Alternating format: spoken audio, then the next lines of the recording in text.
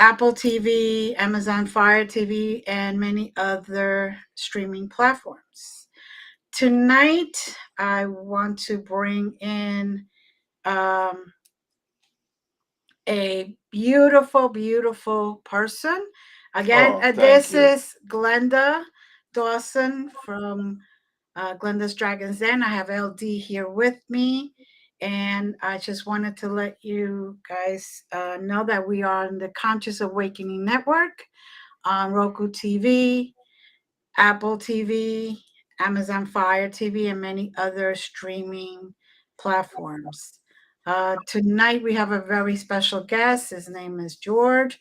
He loves sacred geometry, and he has been able to inspire people and transform them using the whole idea of sacred geometry. Welcome, George. Please tell us all about you. Okay, well, it's exciting to be here. Thanks for having me on the show and reaching out, Glenda. And thank you for being had. Yeah, okay, LD. Pleasure to meet you. We had some fun backstage, and you're bringing that right out. Right out. Right into the open air time. So it's just fantastic to be here. I always love the opportunity to share my passions and interests and share my love for sacred geometry. And it's great because it sounded like this show is really going to kind of get into the backstory. You know, how did I get into this? You know, what was my journey or my path? So I'm excited to share that because that often doesn't come through the YouTube videos that I do, since they're usually around a form or a drawing or something like that, or a bunch of concepts. So you have about 120 of those, correct? Yeah, I think it's 112. Yeah, about 112 videos on YouTube. And the YouTube channel's only been up about 2 years, a little over 2 years. And you know, I was doing, last year was an expansive year of sacred geometry. I don't know what happened, but the veil was lifted for me in a way. And I did pretty much a video a week, over 54 videos, including teaching at least once or twice a week, recording all those videos for my apprentice group that I work with. So I just accumulated a huge amount of volumes of information from teaching in hands-on activity, and also sharing a lot of that through these videos. So it's quite interesting, really. Where do you teach?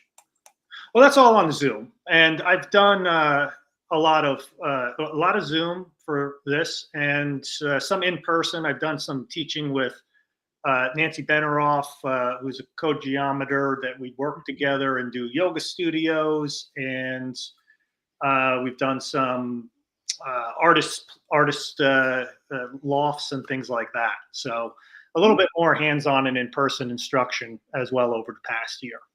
I think that's the best with mathematics. I always did much better one-on-one. Yeah. You know, my son, not, you know, he could take it in mass, but me, I really needed that additional explanation, I guess it is, or clarification. Yes.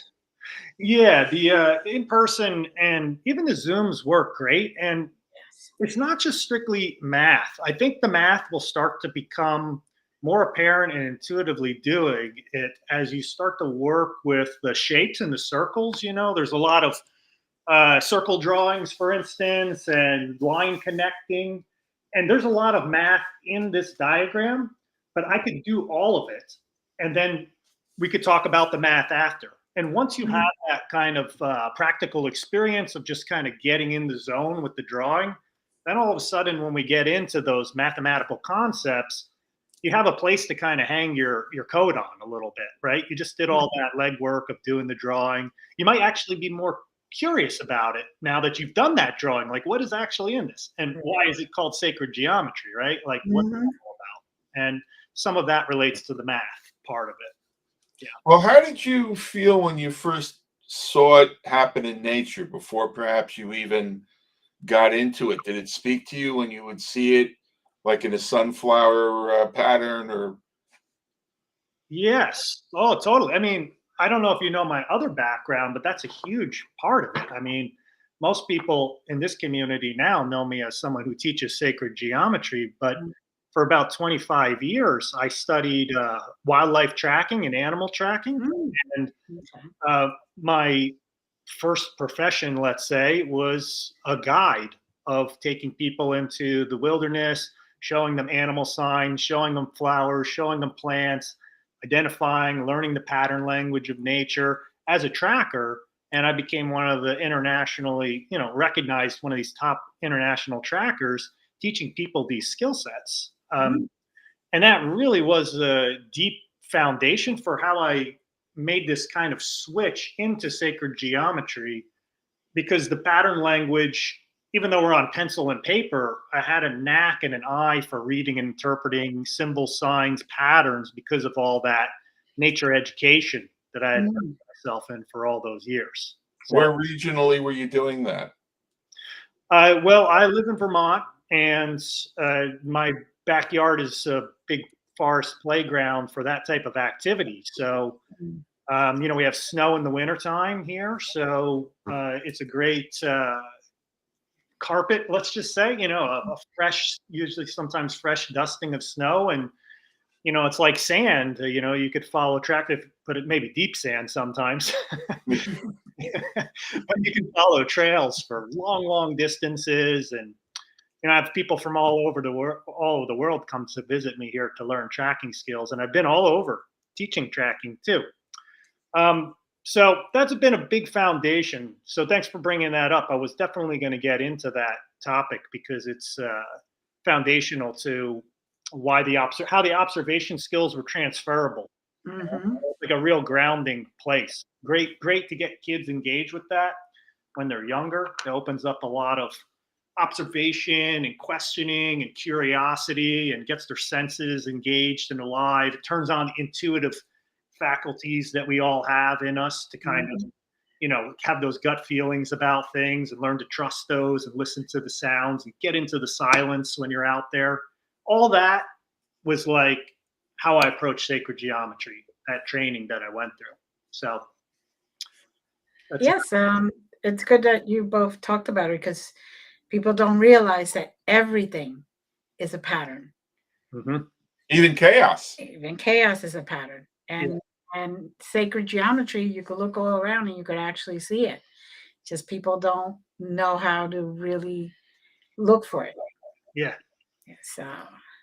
Yeah, definitely. I was thinking maybe one of the questions would be, well, what is sacred geometry? It's a typical question. And I was going to reverse that question. I know you didn't ask it. I'm glad you didn't, because it's kind of just a primer question, really.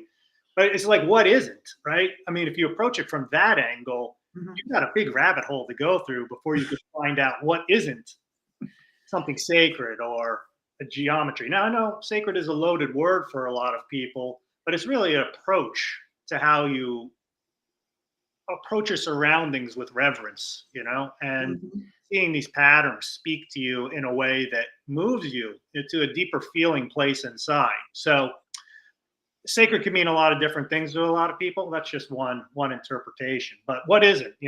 That's a great question. That's a great tracking question that people would ask. What isn't a track? What isn't a track? What isn't something that you can be curious and ask questions about? So well, I think it's a question of mindfulness. People get hung up on a word or language. I think that's because it's a way of distracting themselves from actually thinking.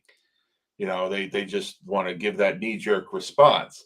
Yeah. But when you're mindful, you understand that everything is sacred because everything is connected. If not obviously, then in quantum physics.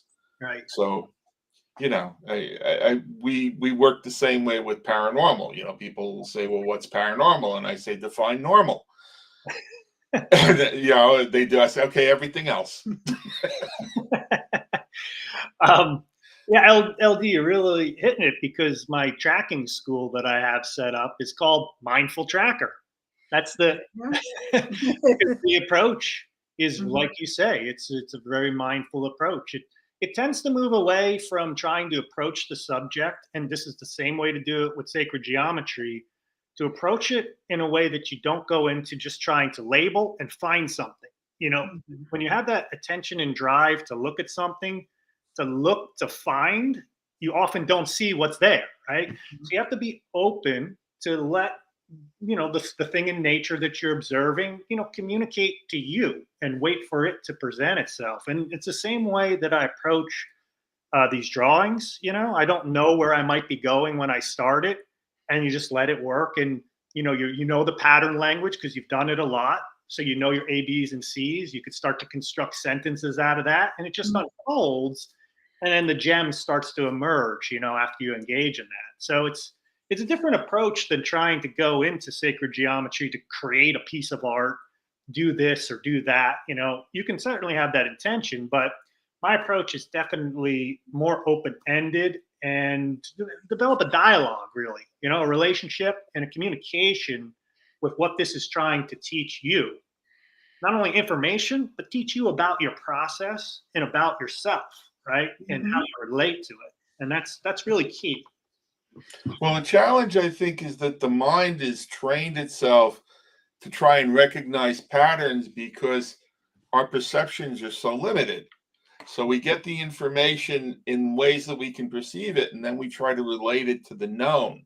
So I think it's very important, like you said, to get out of that box and use all of your senses to experience it and see where it takes you and be open to it instead of trying to force it into your cognitive understanding. Yeah, exactly. Yep, totally. I mean, it's like you got to be comfortable with the unknown. And I mean, I say that when I'm in the forest with the trackers, and I also say that with the sacred geometry students. This last drawing I did with my group, I said, let's just draw. I'm not even going to tell you where we're going. We're going to follow this trail out, and the things are going to emerge as we go along. And then I'm going to ask questions about where you think we might be going, what's going on, right? And really approach it without labeling what you think it is, but what are you seeing there on the page through a more basic shape, pattern, color, texture type of language rather than I think it's a, you know, cube or something like that, right? You know, don't put it in the box. Let it just be something more than what you think it is, because it might be something more than what you is. And that's something I'm always doing with sacred geometry. I'm looking at the depth because it's a 2D flat piece of paper. But within that, it's got all this dimensionality in the depth and the lines, and you could reach into it and pull out forms because you're playing with that space in a way that doesn't define it. And I'm constantly doing that and finding new forms and discoveries through that type of process. Which I'm sure helps you remember a lot of your past lives, your past gifts, because they're communicating through that sacred geometry form. I know that that's how it's worked for me many times. Yeah. Where I sit there, I'm like, oh, okay, got it. You know, and just the art talks to me. Yeah. Whatever form it is. And then I start seeing that same pattern in nature, start seeing it when I'm even doodling and I start seeing it and I'm like, huh, okay, I'm doing the exact same pattern over and over and over. And it's like, okay, I got it. But, you know, so I can see that happening through all of sacred geometry. If people would just not go in there with a box. They just go in there with an open mind. Yeah. Well, I think they're in the patterns like you're describing. There is a thread and connection that is like a seed. That remember, these patterns are ancient, so they've been around. A lot of them have been around for a long time. So you know, when you reincarnate, when you incarnate again, you're bound to have some seed memory that image that was way back then is showing up again now, right? And all of a sudden, it carries some sort of bit of information that is going to move you in a certain way, right? Some sort of design. And if you follow that trail, the rest of those questions kind of start to evolve on their own, right? You know, there's an inclination why you start to get drawn to something and it brings you down into a deeper sense of connection through that long incarnation chain, you know? So I think that the patterns definitely hold that memory and that awakening memory. And that's why there's an essential part of the awakening process. They hold that sort of seed information. And I don't try to put too much emphasis on interpreting what the pattern means for anybody, or even giving what my interpretation is for it, because it really is going to mean something different for every person. So they have to discover that for themselves. It's more like, let's do this and let's see what it evokes in you. Like, you know, let it be open for them, rather than be like, this symbol always means this and this is that pattern. There's certain things are, you know, a language that we use in sacred geometry, but a lot of it is a process of discovery that needs to be teased out by the explorer of that terrain. Yeah, I think that's really, really key. It's not about feeding new information, more and more knowledge of the subject. It's, here's some skills, here's some tools. Start working with these if you're drawn to this. What's going to come and emerge out of you? And that's the KNEW, the new part in the sacred geometry. That's why it's called KNEW, new geometry, and not NEW geometry, because that's what I'm hoping to, hoping will instill that type of energy in people that will just move on its own, right? And you just give a little spark, give a little direction, and let's see what takes off, right? And that's the important part for me. And that's the beauty in the system, because we are inertly put in the box, you know, with our indoctrinations as we're children, but we're all here to have that unique awakening that we came to have. We're all here to find our own epiphany. So as we go through this and it takes us to that awakening, yet it has the thread back to the, you know, the sameness of the resonance of where it came from. Am I making sense to you? Yeah, well, it contains that thread that you're talking about through it, right? And I guess it has to be discovered, and I think for each person on their own. So there are stories, there's inspirational stories that others can share with you that we should, you know, rejoice about, you know, like someone else's journey. It's like, that's what I think you two are helping to do with your show, it sounds like, is bringing people on, hearing their stories, rejoicing in their discoveries for some of the shows or episodes. Probably that's what you're doing. At least that's the way we're trying to do it here. And, you know, you rejoice in that, and then it moves people like in their own little process of awakening for themselves, right? You know, so it's inspirational stories, but it's not really like follow that path because that's how they did it. You might want to do that for a little while because there's certainly things to learn along the way, right? There, you follow someone else's trail. I do that with geometers all the time. I get really into, or a tracker, I get really into their material for a while, got what I needed from that, and then go off on the path again, right? Because there's something in their journey that is going to really be igniting for you along the way. You know, you look through their worldview for a bit, but it's not to take over. It's not to take their worldview and make it yours. It's you to discover your own series of relationships of what it means. And that's the big key. So I understand people come to you with a certain understanding of what perhaps they're looking to open up in themselves, but how do you get them to feel comfortable enough and safe enough to do that? Yeah, well, the geometry apprentices that I work with, or even with the one-on-one mentoring, I think it has to come down to how this material works with your own presence. I think it's not something that someone has to do. It's more the quality that you hold to be an open container to help that evolve on its own, right? So you hold the truths to be self-evident.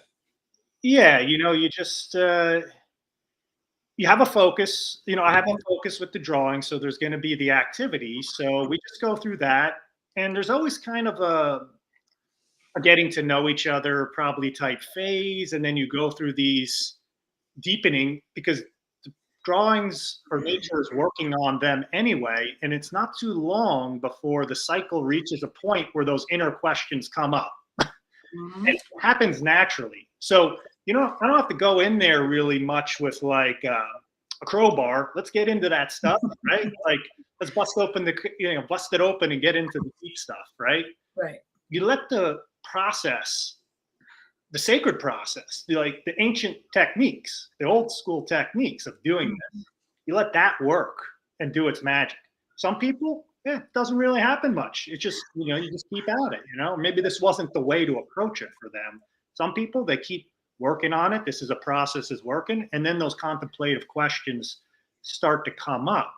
So I guess what I mean, the presence of that is not to force anything, right? I don't have the agenda for people to go through a transformation process. I trust it's going to happen in their own time. And they have to trust it's going to happen. Exactly. And that's what you're building trust between one another and through the activity. So it's more of that type of dynamic happening, right? Mm-hmm. Well, I understand you've got some visual aids for us. I do. I've got a gazillion visual aids. Let's I could go through some of the drawings that we did with the apprentices this time, because this is Would you please? Yes. Group. So our first lesson was to work with the Platonic solids. So this is, a foundation building blocks of sacred geometry. Mm-hmm. And there are 5 Platonic solids on here. And we did the initial layout of the whole diagram so we could draw them all on the same page. And then I wanted to show how they were all nested inside the cube, right? So we could really make some visual comparisons between them to see, like, how does this form actually fit in here, right? Like, and then of course I have the models, so I can hold up the model and talk about the model. So, this is thousands of year old information here that we're working with to learn the drawing techniques of these. So that was kind of the intro drawing. It, took a couple sessions to do. Mind you, I don't do the same drawing each group. It's always alive for me. So it's always an evolving process. Right. But I wanted to show you one more in that sequence. So the one we did after that, because it's a really key part of the perceptual shift. And let me just see where that one is. Hold on. Do you do these freehand? Well, everything is done with the compass and straight edge. So, the drawing compass that you probably used in geometry, that was probably one that makes most people hate geometry because the radius is always changing and the circles skittering around and everything like that. I recommend people get a good compass so their drawing process is nice and smooth. Right. And the straight edge is just a ruler and then a mechanical pencil. So then we just do all the drawings with those 3 simple techniques of those 3 tools, and then the techniques. So here's the other one I wanted to show you. This is the Platonic solids. We did this one in the same group. Mm-hmm.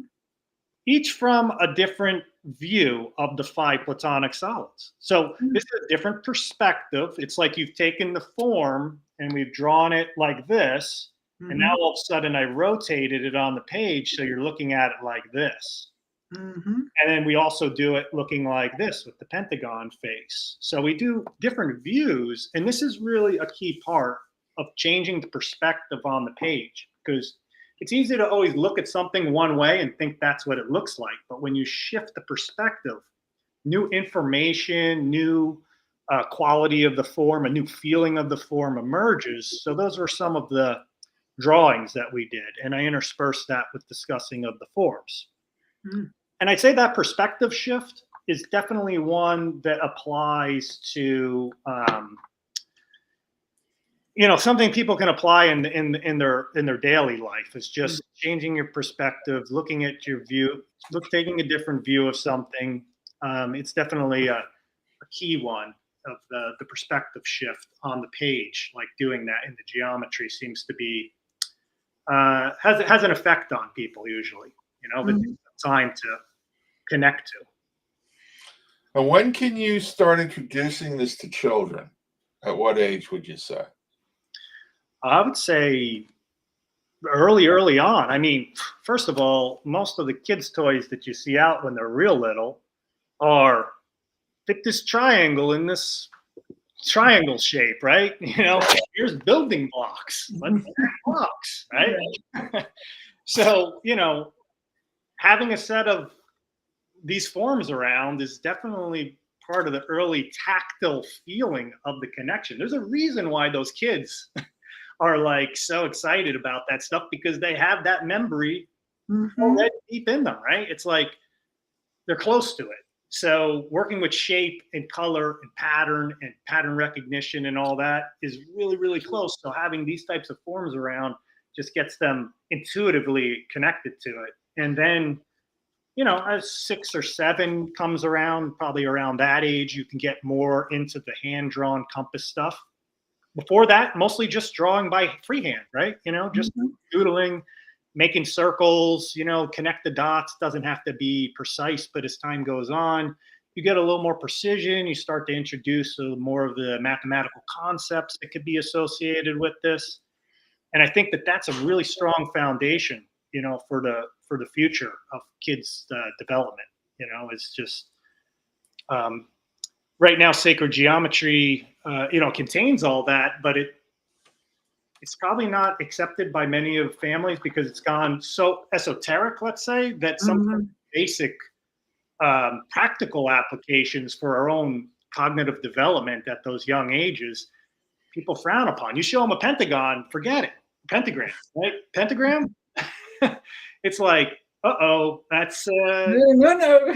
Yeah. news, but I draw pentagrams all the time. Doesn't matter if they're upside down, right side up, because they're part of the forms. I can't change it. It's like part of a geometric structure. So, and it contains the golden ratio to the most beautiful representation of the golden ratio is in the pentagram. And it's right in front of people's faces, but it's turned into a symbol of fear. So, well, that's how you keep people from learning it and playing with it and becoming independent is by introducing fear into it. And, you know, oh, don't do that. You'll hurt yourself. Yeah. Yeah, it's unfortunate with sacred geometry. I don't even pay attention to that, honestly, because if you talk about the truth of it, right, like what's really there for the truth of it, and get down to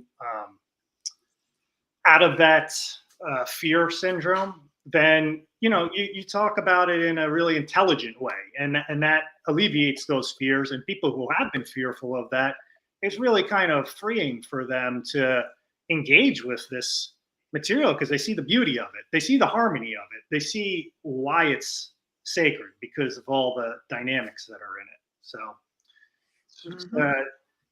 you know, I don't address that too much because I don't really put any attention on it. It's like putting attention on that is just like keeping that alive in a way. So I don't feel like I'm fighting against that. I feel like forget it, that's old school, you know, that's we don't need that anymore.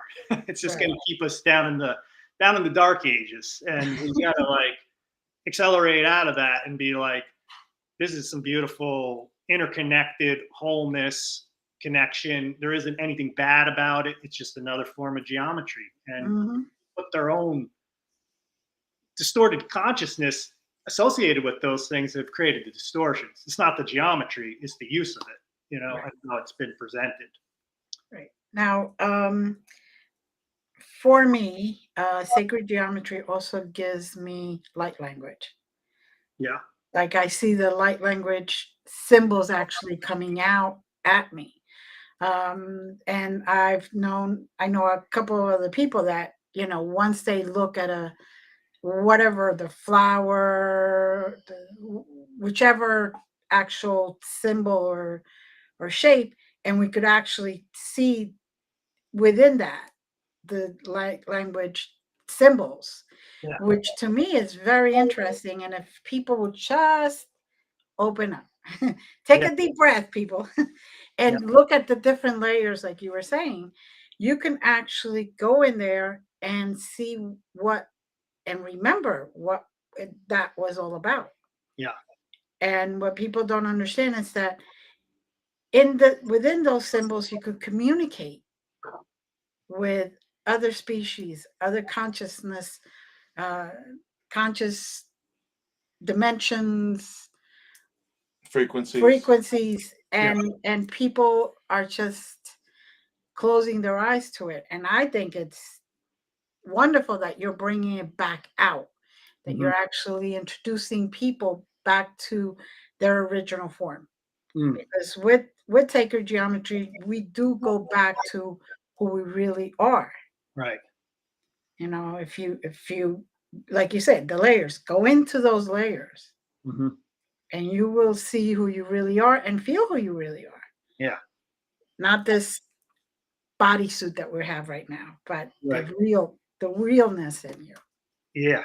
Um, Definitely. That's, it's kind of like the unspoken journey. I don't, force anybody on that path because maybe they're not thinking they want to go that way, but that if they get on it, they're going to that's going to unfold. And it really activates the clairvoyance, like you're describing, of getting into that. Like, I did so much of the wildlife scene that all those layers of the connection to the animals and the plants and all that, it really was really quite alive in me, all that, through all that activity in the wilderness settings. So that when I started to look at the sacred geometry patterns, it was like I was experiencing, connecting, and feeling and seeing what, that type of connection. So I'm able to look at these patterns and see the light language that you're describing in the pattern and really explore it and have it become a communication, a messenger through the image, that are teaching me more about myself and my journey and my process. So it's all interconnected. So a lot of it activates it really works, with all your centers, but the third eye, the mind's eye connection, being able to see images in your mind, be able to rotate them around, see three-dimensional space. It activates not only your physical vision, but your inner vision. All that's connected to some of the things that I find sacred geometry can really connect to. And of course, the heart space. I mean, everything, usually kind of connects back to the heart space, but it seems to be a little bit more, for some, at least the way I approach it, probably a little bit more on the mind's eye approach. Right. Some will approach it more from the heart and allow just their intuition to go through it. They'll just leave the mathematics out of it, not get engaged with any of that, and just let the inspiration flow through them like that. So there's really no right or wrong way to do it. It just goes back to our, like you said, past incarnations that have certain tendencies that you're working out, different things that are within the diagrams that are special and unique to you, and each of our unique attributes that this is evoking within us, unique qualities. So that's unique for everybody. So there's no right or wrong way to engage with it. And it's going to activate some people clairvoyance, some people clairaudience, whatever it might be. There may be some way that it will speak to you, right? Different for other people. Definitely. Has it helped you in your ability to communicate with nature and communicate with the animals when you're out tracking? Well, it's tough one for me to go back and reverse that one, because when you do something for 25 years, and are really deep into it, it's really well woven, because the interface for me is just so, there's no disconnect between the two. So I would say that's a tough question for me to tease apart. I just know that so much of the nature connection transferred over. Now, what I did observe with some of my apprentices was they didn't have a strong nature connection background, and they did the first apprenticeship with me, and for 8 weeks, it's an 8-week apprenticeship or somewhere in the middle of it. All of a sudden, they started taking pictures of nature and slow, trails of like different things on their windows, and different, all sorts of different things. So I was like, oh, that's really interesting to me, because it seems like this activation of this connection through the drawing for them was working in the reverse way than it did for me, right? I came to the nature, to the sacred geometry. For them, it was an enlivening, enriching their nature connection, and vice versa. So that's what I observed, at least with them. It definitely highlighted and heightened their that outer nature connection that you're describing. I guess inner nature connection too, both of them. Yeah, I could see that. I could definitely see that, because nature, there's so much in nature that you could really connect with, and you could connect with yourself, which then you could also use sacred geometry to connect with everything else. So, yeah, it opened up something in them. That's for sure. Yeah.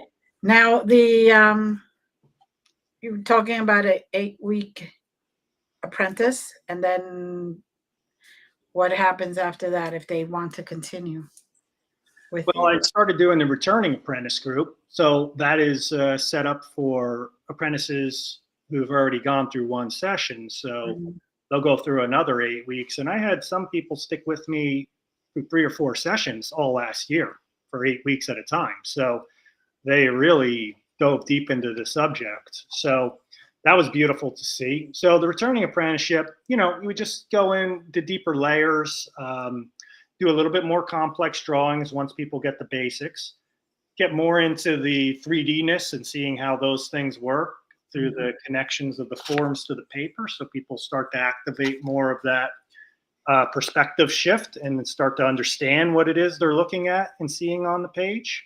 Because not usually most people don't know what's in there. And then they start to get to a point where their own creative instincts start to just take over, and they produce more of just what comes to them rather than kind of following through basically a drawing sessions, Okay. So Now, have you experienced that they heal, like they have a moment where they find themselves healing because of the process? I would say in terms of like any type of sickness or anything like that, I would say I don't have a lot of data on that, for Right. something like a direct healing, like something around that.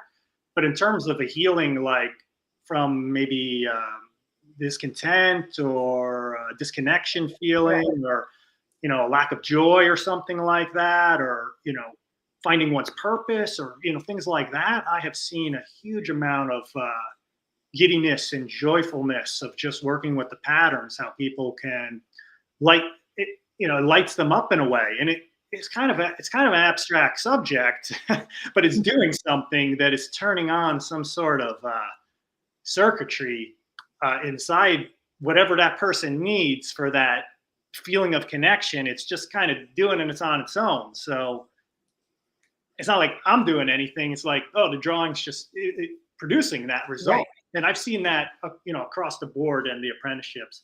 And I think that's why there's such a high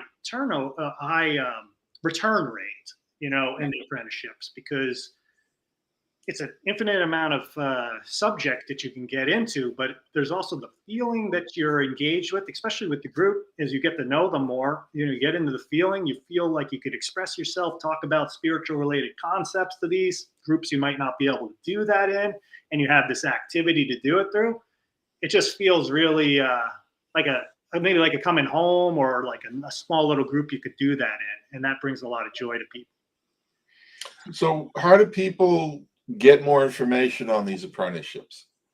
Yep, that's at New Geometry, KNEW Geometry Courses, and that's the my whole website there. That one is just related to the courses and a little bit of overview. There it is. Thank you for putting it up.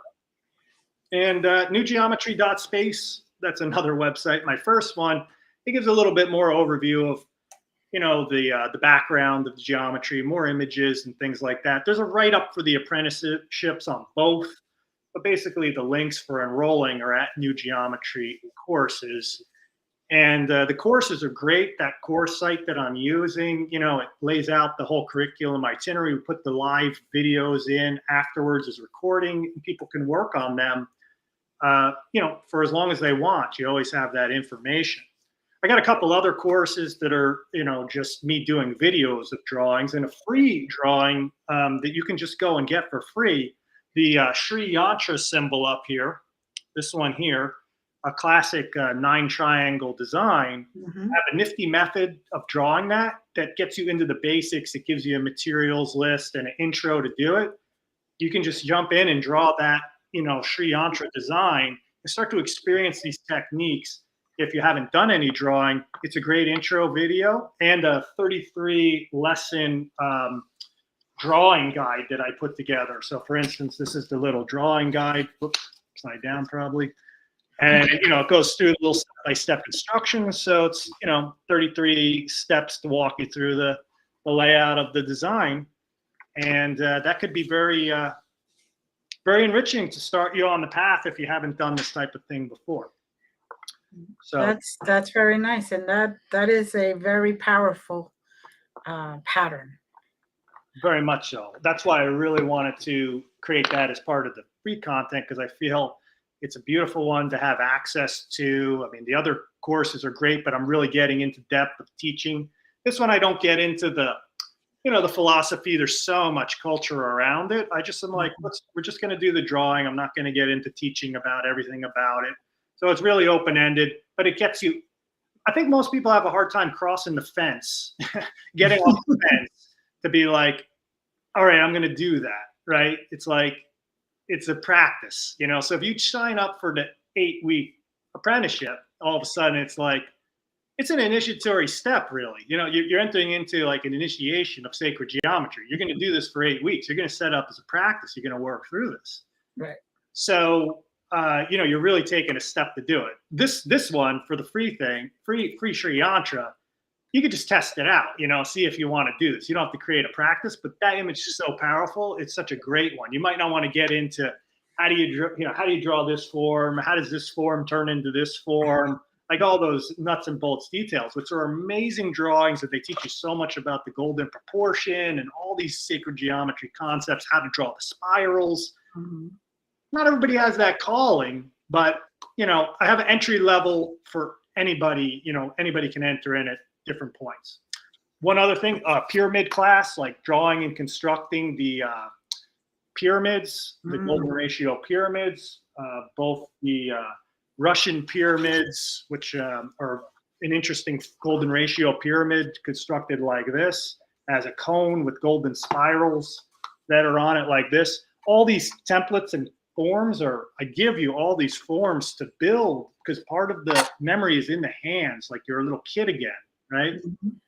And when you cut out these forms and you make them, that's doing something. A lot of this is behind the scenes. You don't know, you don't have a conscious blueprint of what it is, but when you make this stuff, it's saying something, it's communicating something that's beyond words, right? And that's why we have these symbols, why we do these projects. It's beyond words communication, but evokes that joyfulness, connected feeling.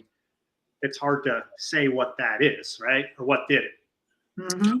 It's funny because when you mention how it brings out the inner child, as you were rotating that initial shape, and you got to the point where all of a sudden it became a 5-pointed shape, it's like, oh wow, that's a neat trick. I could just see a kid as you take that and you rotate it that way, and they get that whole perspective. Like, what?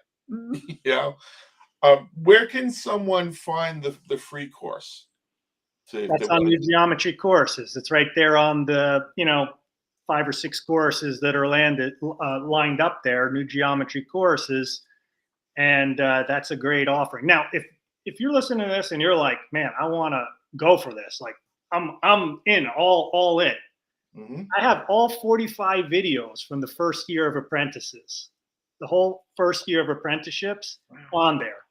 And that is a tremendous offering. I mean, the whole first year, 45 videos, that's nearly, almost one a week, hour and 15-minute sessions, hour and a half roughly.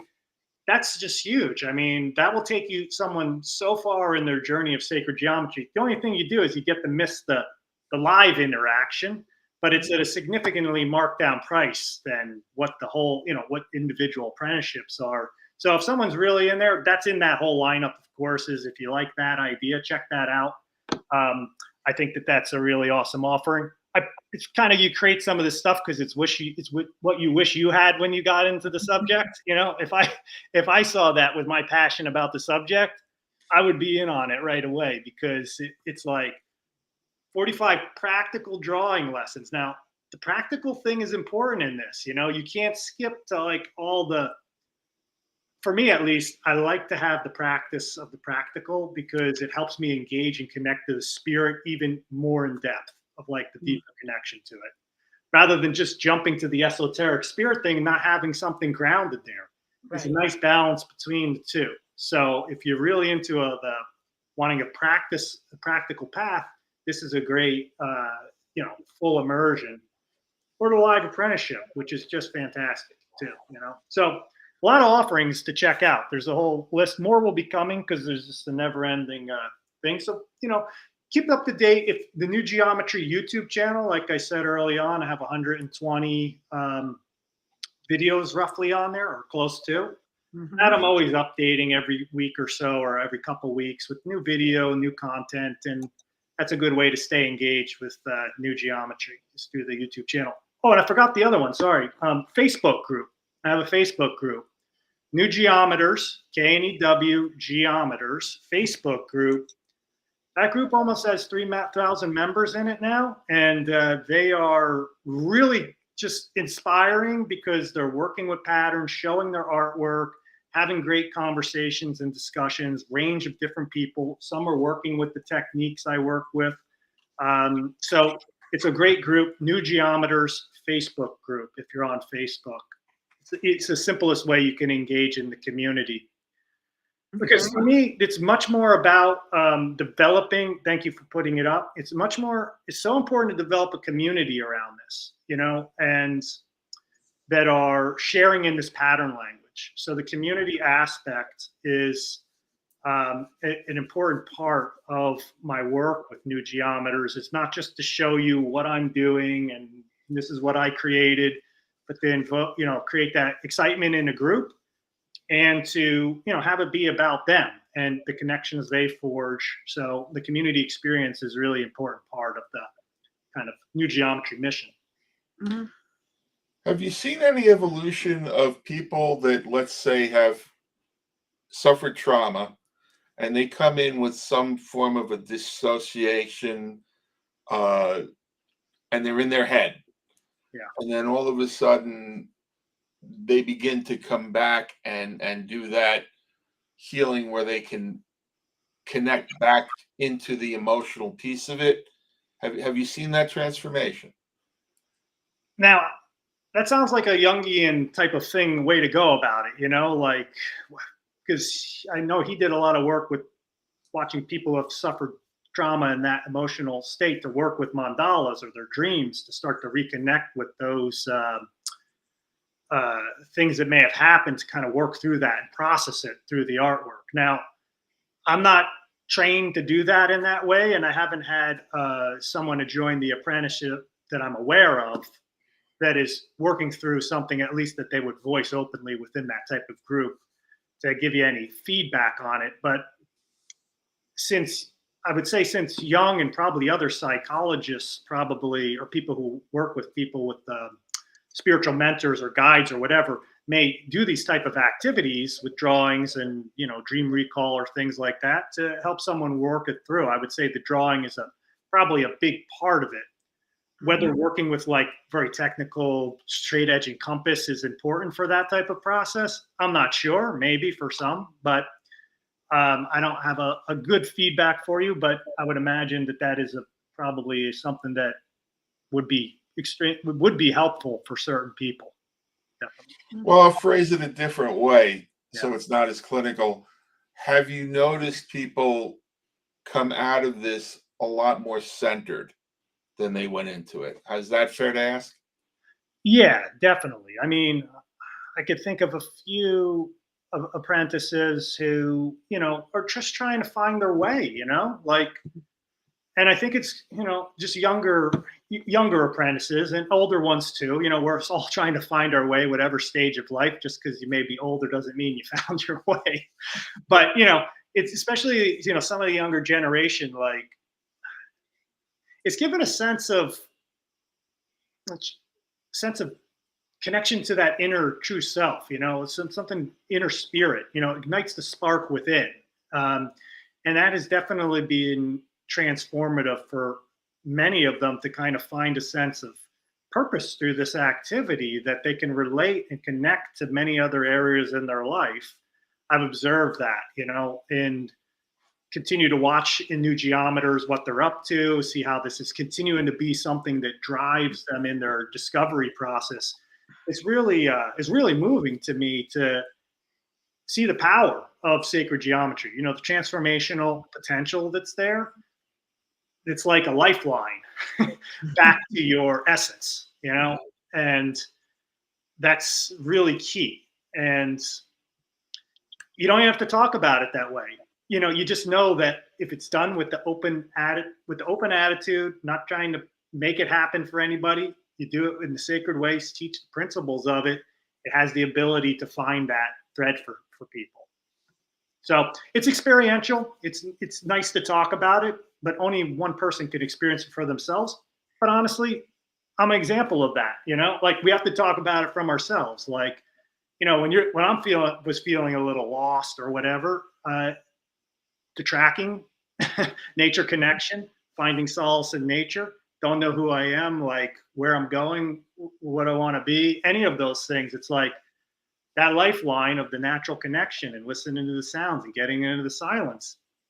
That's like the home base, you know. If you come from there, what you put your mind and energy into is going to be coming from that root, because that's what you're coming from now. And sacred geometry is another way to do that. And it's only shown me that through experience too. Hopefully that answers your question, LD. It's definitely an experiential approach. Well, again, I'm asking questions for people that are trying to justify it for themselves. Yeah. You know, to help them perhaps experience it through the mechanisms that you already have set up for them to play with it, and then see if they're drawn to it. Because I had a lot of experience with a Native American reservation where I lived for a few years. Yeah. And I made that connection there for myself at a young age. So, you know, I agree with you. At any age, you can still evolve. Yeah. And I think that's an important message to anyone that gets to watch this video. Yeah. Mm-hmm. You know, you don't have to be so tall or so short to ride this curve. Right. Well, it's you know, there isn't a destination on that journey. You know, it's continually showing up in the present moment with it, and sacred geometry does have that effect to watch your thought process when you're doing the drawing. You know, like how much time can you give this to? How much is it wandering off to something else? So you're really giving yourself to get out of your mind and to let be with this process of doing your drawing and connecting to it, coloring it, right? You know, there's a lot of books recently, or at least in the past 10 years, those geometric art coloring books that came out to help people connect to slowing down and, you know, being creative with geometric art. This is another level of that, because you're going to engage in the pattern language of an ancient tradition, you know, and learn those techniques and skills. So, you know, the compass is a symbol for consciousness, right? You know, the point that you put down on the paper,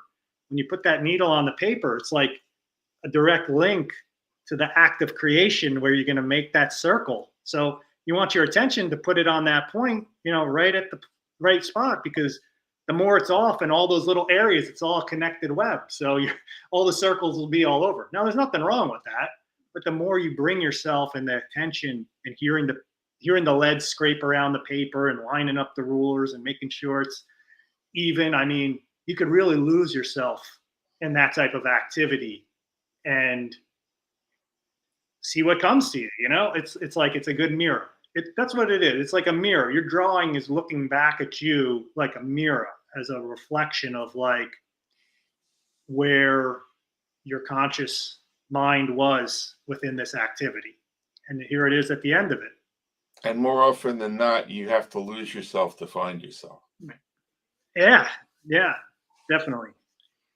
So there's just a richness to it that, you know, people may be able to make parallels to other things they've done in their life, because it's one technique, right, of many, many ways to kind of connect to that. And this is one that I, you know, am advocating for, because I've seen the growth in other people and for myself. But it's many paths that, lead to that type of connection and getting to know oneself. But it's a really great one. Well, we've only got a few minutes left. If you could put a message out there to people that are hesitant about surrendering to this, what would that be? The message. Yeah, I guess, one would have to really search into that core place, and what are you seeking from the activity? Like, what is what's the purpose that is the calling? Like, do you have the calling, right? Mm-hmm. To step into this further? It's definitely a calling. If you're on the fence, it's like, am I prepared to let this be my guide, and teach me and be my mentor? So you have to trust your guidance. You got to just trust your inner vision. Have you been guided along the path to be here listening to this, to have seen some video last week? Like, what are the signals that you're paying attention to, maybe loosely, that are all adding up, synchronistically? That's going to be different for everybody. But if the synchronicities are all adding up and they're like, I should really give that a try, because I've seen it now here. I remember that image years ago. It really was inspiring for me. There might be something in that for me. Well, then that's the universe maybe selling you a little something, that says, hey, this might be something. There might be something in this for you, even if it's just for a short time. Mm-hmm. And so that would be my kind of summary, is just in your guidance. Pay attention to the synchronicities. You'll know when the time is right. And the time will come, usually comes for many people to connect to this type of activity at some point in their journey. It seems to be a thing that's all around us, and it is you. It's in your body, so you're already connected. You can't be disconnected. This is just one way to explore it. So that's my invitation, and the openings there. The course site will be there. Apprenticeships will keep going on. So if you file it away, come back when you're ready. I'll be continuing on. So. Yes. So it sounds very good. It's like I tell my students, all different tools. Your willingness to grab on another tool, put it in your toolbox, because you never know which tool you're going to need. But the first step is you have to give yourself that permission. Yes, and take those steps. Surrender. Definitely. Well, sounds like we're moving towards the end of the show, but I really, I definitely appreciate the time, the questions, that a bit to share about my journey with the sacred geometry and talking about the nature connection and weaving it all together. You really did such a great job hosting. I had so much fun with the two of you. Well, please hold for a second. I just want to say thank you to all our audience, and we look forward to seeing you next week, next Wednesday at 9 p.m. Eastern, same place. Thank you. Thank you. Thanks for